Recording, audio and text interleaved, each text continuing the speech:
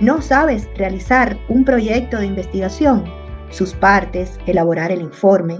Pues aquí te esperamos para ayudar. Partes de un proyecto. Primero, un título tentativo, un nombre de trabajo en el que se resuma el tema a afrontar y el enfoque. ¿Por qué se dice tentativo? Porque queremos que fuera un anteproyecto. Luego, cuando se hace el informe final o el trabajo final después de terminada la investigación, ya sea que resulte en una tesis o que resulte en un artículo científico, entonces ese título se puede mejorar, perfilar para que quede más adecuado. En el caso, por ejemplo, de los artículos científicos que se publican, o sea, no los artículos académicos, sino los artículos científicos que se publican en revistas, no son más que la cara del investigador, es la imagen comercial de ese investigador.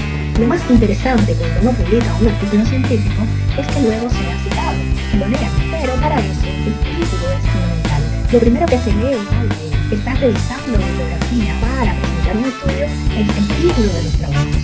Si el título es atractivo, si el título es interesante, entonces es muy probable que ese título sea leído. Y si luego el contenido además se corresponde, ese artículo también será citado. Entonces, ese título que es tentativo, muy bien, cuando se va a presentarse en un artículo científico o una revista, se debe buscar en la revista los distintos temas y los distintos títulos que tiene publicado para ver el estilo. Esto lo vamos a hacer en todo curso, cómo publicar en revistas científicas. El título tentativo, por ejemplo, pudiera ser las migraciones en el mundo, pero es muy amplio. Debemos poner un contexto. Por ejemplo, el contexto pudiera ser en la actualidad. Es muy relativo, porque la actualidad de una persona de 30 años sería, digamos, 15 años. Pero una de 60, su actualidad serían los 40 años. Entonces, si queremos poner mejor el contexto de este título, pudiera ser las migraciones en Europa en el siglo XXI. Esto lo debemos acordar más para que nuestra investigación sea más concreta. Podemos escoger impacto social de las migraciones en Europa en el siglo XXI. El planteamiento del problema.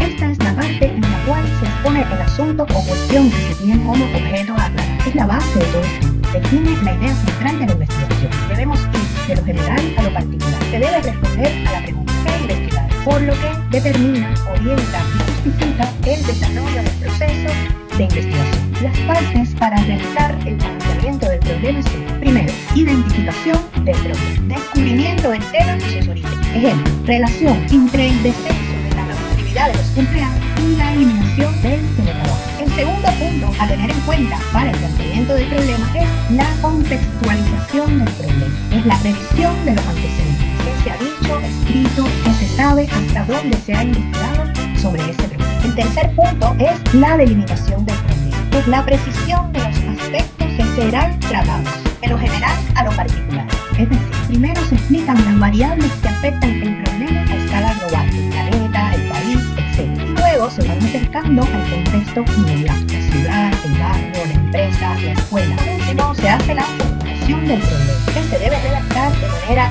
interrogativa o dispositiva. Los antecedentes son estudios previos que se han hecho al respecto. Ejemplo, el contexto geográfico, cultural, económico, demográfico, histórico, político, social, entre otros pertinentes a los fines de la investigación. Todo lo que se ha escrito, se ha estudiado, se ha dicho, todas las teorías planteadas hasta el momento sobre el tema son los antecedentes de nuestra investigación o nuestro proyecto de investigación. A continuación, la otra parte del proyecto es la justificación del proyecto. Es una exposición de motivos que impulsan a un trabajo de investigación. Debe responder a las preguntas: ¿por qué?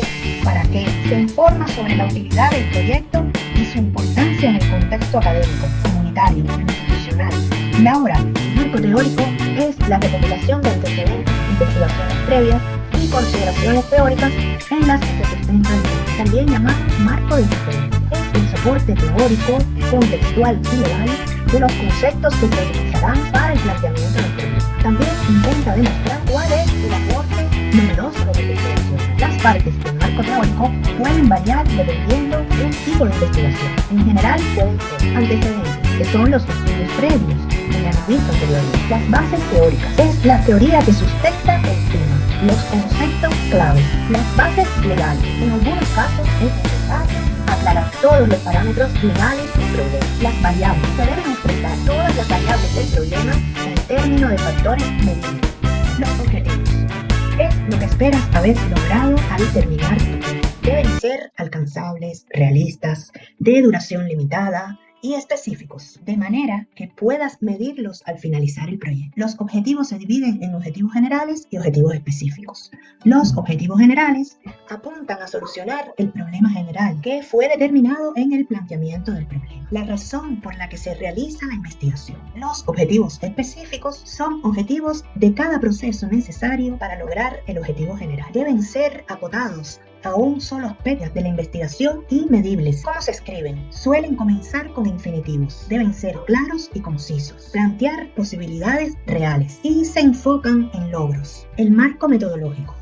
En este acápite explicaremos los métodos utilizados en nuestra investigación. Cuantitativo, cualitativo, sintético, analítico, mixto. Se detalla el cronograma de trabajo, los presupuestos, etc. Las referencias bibliográficas. Es el contenido bibliográfico consultado, que estaremos profundizando en nuestro curso Cómo gestionar la bibliografía.